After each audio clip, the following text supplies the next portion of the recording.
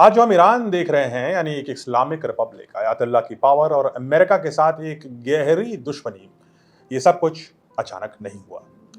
In fact ये कहानी बहुत लंबी है और इसमें बहुत सारे पड़ाव और घुमाव हैं। इस कहानी की शुरुआत लगभग 70 साल पहले शुरू होती है। और दिलचस्प बात यह है कि अगर आप दुनिया की कई पुरानी कॉन्फ्लिक्ट्स को देखें तो एक अजीब सा पैटर्न और एक कॉमन प्लेयर दिखाई देता है। चाहे आप बात करिए इंडिया पाकिस्तान के बंटवारे, रेड क्लिफ लाइन, इंडिया और चाइना का मैकमोहन लाइन, पाकिस्तान अफगानिस्तान की डूरंड लाइन, मिडिल ईस्ट की आर्टिफिशियल बॉर्डर्स और ईरान की पॉलिटिकल ट्रेजेडी। इन सब की जड़ों में एक ही नाम बार बार आता है। इन सब के बीच हैं ब्रिटिश एम्पायर। दुनिया के कई पुराने जख्म कॉलोनियल दौर में ही दिए गए और उसके असर दशकों तक आज भी चल रहे हैं। ईरान की कहानी भी इससे कुछ अलग नहीं है। 20वीं सदी की शुरुआत में ईरान के पास दुनिया की सबसे बड़े ऑयल रिजर्व्स में से एक था और उस ऑयल रिजर्व का फायदा ईरान के लोगों को नहीं मिल रहा था। उस पर कंट्रोल ब्रिटिश कंपनी का था जिसका नाम था एंग्लो इरानियन ऑयल कंपनी, और सारी लड़ाई की जड़ यहीं से शुरू होती है। इसी कंपनी को आज भी आप ब्रिटिश पेट्रोलियम के नाम से जानते हैं, बीपी के नाम से जानते हैं। ब्रिटिश कंपनियां ईरान के तेल से अरबों कमा रही थीं, लेकिन ईरान को उसका एक महज छोटा सा हिस्सा मिल रहा था। और इसी एक्सप्लॉयटेशन से ईरान में गहरी नाराजगी पैदा हो गई थी कॉलोनियल पावर्स के विरुद्ध। लोगों को लगने लगा था कि तेल तो मेरे देश का है, लेकिन लूट कोई और रहा, यानी फायदा किसी और को पहुंच रहा है। किसको? ब्रिटिश लोगों को। और यही गुस्सा धीरे धीरे एक बड़े पॉलिटिकल मूवमेंट में तब्दील होने लगा। इनफैक्ट ईरान के लोग गरीब होते गए और उनके तेल पर ब्रिटिश अमीर होते गए। और ये सब द्वितीय विश्व युद्ध के बाद का माहौल है, जब ब्रिटिश एम्पायर काफी ऑलरेडी कमजोर हो चुका था। भारत, पाकिस्तान, बांग्लादेश जैसे देश उससे ऑलरेडी अलग हो चुके थे। इसी माहौल में 1951 में ईरान की पार्लियामेंट में एक बहुत ही लोकप्रिय नेशनलिस्ट नेता को प्रधानमंत्री चुना गया और उनका नाम था मोहम्मद मोसादेक। मोहम्मद मोसादेक इतने पॉपुलर थे उस समय दुनिया में कि टाइम मैगजीन के पर्सन ऑफ द ईयर के रूप में उनको प्रकाशित किया गया। अमेरिका में उनको प्रकाशित किया गया कि ये पर्सन ऑफ द ईयर है टाइम मैगजीन के। मोसादेक की सरकार इस्लामिक वर्ल्ड की शुरुआती डेमोक्रेटिक गवर्नमेंट में से एक मानी जाती है, यानी कि इस्लामिक देशों में पहली बार एक लोकतांत्रिक रूप से, स्वच्छ लोकतांत्रिक रूप से इलेक्टेड नेता थे डॉक्टर मोहम्मद मोसादेक। सत्ता में आते ही मोहम्मद मोसादेक ने एक ऐतिहासिक फैसला लिया जिसके ऊपर उन्होंने चुनाव लड़ा था। उन्होंने कहा कि ईरान का तेल ईरान के लोगों के फायदे के लिए है। बात वाजिब है। और इसके तुरंत बाद उन्होंने ईरान की ऑयल इंडस्ट्री को नेशनलाइज यानी राष्ट्रीयकरण कर दिया, यानी जो भी प्राइवेट कंपनी ईरान के ऑयल में डील कर रही थी उन सबको राष्ट्रीय कंपनी बना दिया, उसको स्टेट के दायरे में ला दिया। यानी अब ऑयल पर कंट्रोल फॉरेन कंपनीज का बिल्कुल भी नहीं बचा, बल्कि ईरान की सरकार, और चूंकि सरकार लोकतांत्रिक थी इसलिए ईरान के लोगों का था। अब इस फैसले से ईरान तो बहुत खुश हुआ, ईरान के लोग बहुत खुश हुए, लेकिन इस फैसले से एक एम्पायर जो अपनी आखिरी सांसें ले रहा था, उनकी रानी को बड़ा दुख हुआ। ब्रिटेन को यह फैसला बिल्कुल पसंद नहीं आया, क्योंकि इससे उनके ऑयल इंटरेस्ट सीधे खतरे में आ गए। लेकिन उस समय ब्रिटेन मजबूत नहीं था, वो अकेले ईरान पर दबाव नहीं बना सकता था।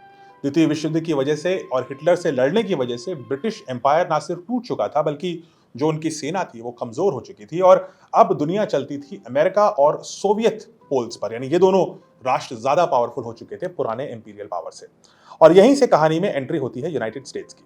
सो ब्रिटेन ने अमेरिका से मदद मांगी और यहीं से शुरू हुआ एक नया चैप्टर, एक नया एक्टर जिसने ईरान की डेस्टिनी हमेशा के लिए बदल दी। ब्रिटेन ने जब 1950s में यूनाइटेड स्टेट्स के प्रेसिडेंट से मदद मांगी तो उस समय अमेरिका के राष्ट्रपति थे हैरी ट्रूमैन। जी हाँ, वही हैरी ट्रूमैन जिन्होंने जापान के ऊपर 2 एटॉमिक बॉम्ब गिराए थे। हैरी ट्रूमैन ने ब्रिटेन के इस प्लान में ज्यादा इंटरेस्ट नहीं दिखाया। हालांकि दोनों ने एक प्लान बनाने की कोशिश तो जरूर करी, लेकिन उस प्लान को ऑपरेशनलाइज कर पाए उससे पहले अमेरिका में प्रेसिडेंट इलेक्शन आ गया और इस बार जो प्रेसिडेंट बने वो बने ड्वाइट आइजनहावर। ड्वाइट आइजनहावर वो वही व्यक्ति थे जो सुप्रीम कमांडर थे अमेरिकन और ब्रिटिश आर्मी के द्वितीय विश्व युद्ध में, यानी एक सेना के जनरल थे, लड़ाई का एक्सपीरियंस था और शायद लड़ाई करने की टेंडेंसी भी थी इनकी।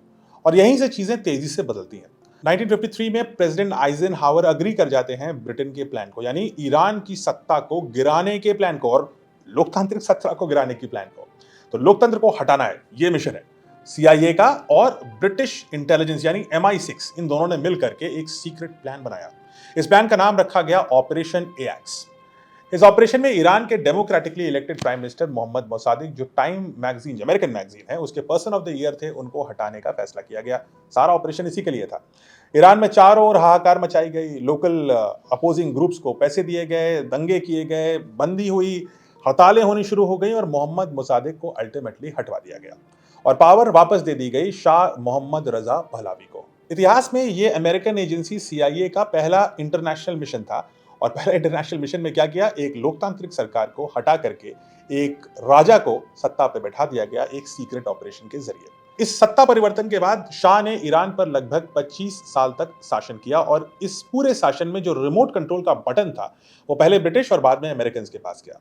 यानी कि ये शासन काफी हद तक वेस्टर्न सपोर्ट पर टिका हुआ था। शाह को लगातार सपोर्ट दिलाई गई, चाहे वो प्रेसिडेंट आइजनहावर हो या उसके बाद प्रेसिडेंट कैनेडी या प्रेसिडेंट लिंडन जॉनसन और फिर रिचर्ड निक्सन और ultimately American president Jimmy Carter तक, यानी 70 के दशक तक ये चलता रहा। ऑपोजिशन पे दबाव डालने के लिए शाह की सीक्रेट पुलिस CIA ने बनवाई और इस सीक्रेट पुलिस का नाम था सवाक। और इस पुलिस का इस्तेमाल किया जाता था लोगों के बीच में दहशत और अत्याचार का माहौल बनाने के लिए। यानी अगर कोई भी सड़क चलते शाह का विरोध करता पाया जाता था या शाह विरोधी बातें करता था तो उसको सवाक पुलिस उठा ले जाती थी, टॉर्चर करती थी और उसके बाद उनको सजा देती थी। सवाक और शाह इन दोनों की बर्बरता के चलते ईरान में शाह के प्रति गुस्सा बढ़ता गया, लेकिन शाह के पास अमेरिकी और ब्रिटिश सपोर्ट था तो वो अपनी आवाम को दबाते गए। ये प्रोटेस्ट बढ़ती गई और 1978 तक काफी तेज हो गई। इस समय तक मोहम्मद मोसादिक तो मृत्यु हो चुकी थी उनकी, लेकिन ईरान के कई शहरों में अब वायलेंट क्रैकडाउन चालू हो गया क्योंकि शाह को ऐसा लगा कि चीजें आउट ऑफ कंट्रोल हैं। क्वोम, तबरीज, तेहरान और अन्य कई शहरों में सिक्योरिटी फोर्सेस और इन प्रोटेस्टर्स जो डेमोक्रेसी मांग रहे थे उन पर गोली चलाई गई। गोली चलाने की ट्रेनिंग, गोली चलाने की पुलिस, ये सब रिक्रूट अमेरिका ने करी। और फिर आया एक टर्निंग पॉइंट जिसे हम बोलते हैं ब्लैक फ्राइडे, यानी 8 सितंबर 1978। तेहरान के जलेह स्क्वायर पर हजारों लोग शाह के विरुद्ध प्रोटेस्ट कर रहे थे। तभी सिक्योरिटी फोर्सेस जो प्रो शाह थी और सवाक से मिली हुई थी, उन्होंने इन पर फायरिंग शुरू कर दी। निहत्थे लोगों पर फायरिंग हुई और एक तरह का जलियांवाला बाग जैसी ट्रेजेडी हुई। प्रोटेस्टर्स ने कहा कि इन फायरिंग में हजारों लोगों की मौत हुई, लेकिन शाह ने सिर्फ 94 लोगों की मौत होने की बात को एडमिट किया। लेकिन असली इंपैक्ट इन नंबर्स से ज्यादा था। इस घटना ने पूरे देश को हिला दिया। लोगों का गुस्सा इतना बढ़ गया कि अब यह मूवमेंट तभी रुकता जब शाह को ईरान से बाहर खदेड़ दिया जाता। 1979 में एक रेवोल्यूशन हुआ। शाह इस समय प्रेशर में थे, उनको एक रेफरेंडम कराना पड़ा, यानी सब लोगों ने वोट दिया और इस वोट में यह कहा गया कि 98% वोट गया है इस्लामिक रिपब्लिक के पक्ष में। यानी लोग चाहते थे कि अब शाह को हटा करके एक इस्लामिक रिपब्लिक बनाया जाए, गणराज्य बनाया जाए जो इस्लामिक हो। लाखों लोग सड़कों पर उतर आए और आखिरकार शाह को देश छोड़कर भागना पड़ा। और कहां गए वो? अमेरिका। लेकिन रेवोल्यूशन के बाद पावर किसी लिबरल डेमोक्रेसी के हाथ में नहीं आई, बल्कि सत्ता आ गई अयातुल्ला रुहुल्ला खुमैनी के हाथ में। और यहीं से ईरान की मॉडर्न तस्वीर बदलनी शुरू हो गई। यहीं से शुरू होता है अमेरिका और ईरान के रिश्तों के बीच का सबसे बड़ा टर्निंग पॉइंट, और वो आता है नवंबर 1979 में। तेहरान में मौजूद US एम्बेसी पर हमला हुआ क्योंकि तेहरान में लोगों को गुस्सा अमेरिका की ओर जा चुका था। ईरान के स्टूडेंट रेवोल्यूशनरीज ने एम्बेसी पर कब्जा कर लिया और 52 अमेरिकन डिप्लोमेट्स और स्टाफ को बंधक बना लिया, यानी हॉस्टेज बना लिया। यह कोई छोटी घटना नहीं थी। यह क्राइसिस पूरे 444 दिन यानी लगभग सवा साल तक चलती रही।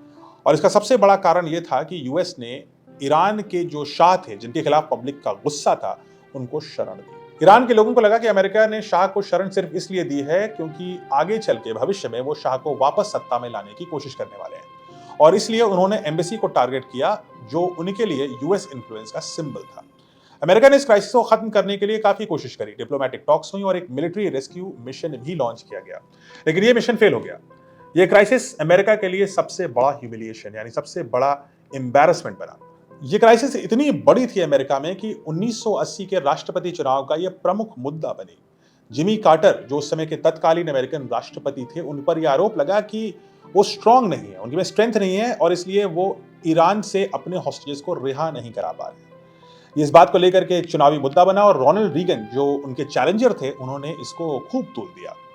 इनफैक्ट ये भी कहा जाता है कि बैक चैनल में रोनाल्ड रीगन ने, जो इस समय कंटेंडर थे राष्ट्रपति के, उन्होंने ईरान से ये समझौता कर लिया था कि जब तक कार्टर राष्ट्रपति हैं वो इन बंधकों को ना छोड़े और जैसे ही रीगन राष्ट्रपति बने इन बंधकों को छोड़ दिया जाए, और इसके बदले रीगन आगे चल के ईरान को कोई स्वीट डील देंगे। जैसा अंदेशा था वैसे ही हुआ। जिमी कार्टर बुरी तरीके से चुनाव हारे और रोनाल्ड रीगन अमेरिका के राष्ट्रपति बने। जिस दिन वो राष्ट्रपति बने उसी दिन ईरान के हॉस्टेजेस को रिहा कर दिया गया, लेकिन तब तक दोनों देश के रिश्ते पूरी तरीके से टूट चुके थे। 1979 की क्राइसिस के बाद US ने ईरान के खिलाफ इकोनॉमिक प्रेशर भी बढ़ाना शुरू कर दिया था।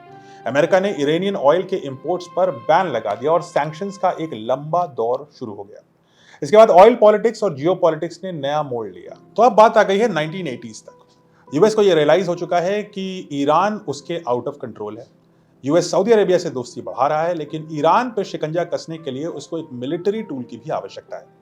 इसलिए 1980s में रोनाल्ड रीगन, जो अमेरिका के राष्ट्रपति 2 टर्म के लिए रहे, उन्होंने सपोर्ट किया एक नए व्यक्ति को। और वो व्यक्ति आप सब जानते हैं कौन है। वो है सद्दाम हुसैन। सद्दाम हुसैन को इराक का डिक्टेटर बनाया गया और उसके बाद शुरू हुई ईरान के खिलाफ एक लंबी जंग। ईरान इराक वॉर कई सालों तक चला, ऑलमोस्ट एक दशक तक चला, और दोनों ही देशों को बहुत भारी नुकसान हुआ। लाखों लोगों की जान गई, इकोनॉमी बर्बाद हुई और पूरा का पूरा रीजन इंस्टेबिलिटी में ढकेल दिया गया। इंटरेस्टिंग बात यह है कि ईरान को कमजोर करने की कोशिश में इराक उससे भी बुरी तरीके से तबाह हो गया। और ये साइकिल सिर्फ एक वॉर का नहीं था, बल्कि एक ऐसा साइकिल था जिसने पूरे मिडिल ईस्ट को लगातार अब कॉन्फ्लिक्ट्स में उलझा दिया। और इसी साइकिल के बीच ईरान धीरे धीरे एक नए रूप में और ढलता गया। जो नया सांचा था वो और सुदृढ़ होता गया।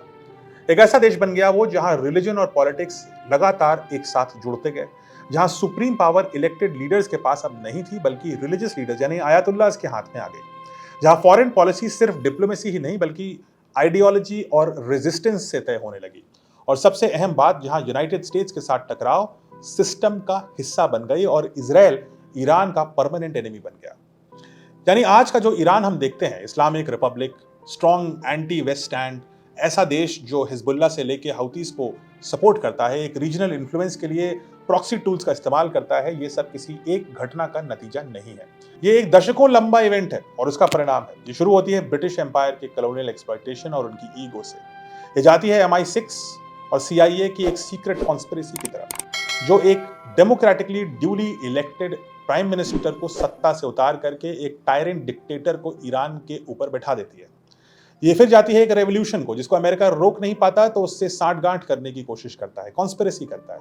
यही वजह है कि आज भी ईरान सिर्फ एक कंट्री नहीं बल्कि ग्लोबल जियोपॉलिटिक्स का एक सेंट्रल प्लेयर बना हुआ है। तो ये है कहानी ईरान की। अगर आपको ये कहानी अच्छी लगी तो इसे लाइक और शेयर करिए, और अगर आप इस पर चर्चा करना चाहते हैं तो कमेंट्स में मुझसे चर्चा कीजिए। क्या आपको लगता है कि ईरान में जिस लोकतंत्र को लगाने की बात अमेरिका कर रहा है, उसी लोकतंत्र को हटाने का काम अमेरिका ने ही 70 साल पहले किया? क्या आपको लगता है कि शाह को कुर्सी पर बैठाना, जो एक टायरेंट थे, अमेरिका की गलती थी? क्या आपको लगता है कि इन सब घटनाओं के पीछे जो बीज और फाउंडेशन है वो ब्रिटिश एम्पायर लगा के गया है? कमेंट से मुझे बताइए कि आपको क्या लगता है, इन सब लोगों में सबसे ज्यादा जिम्मेदार पार्टी कौन है और इनमें सबसे बड़ी गिल्टी पार्टी भी कौन है?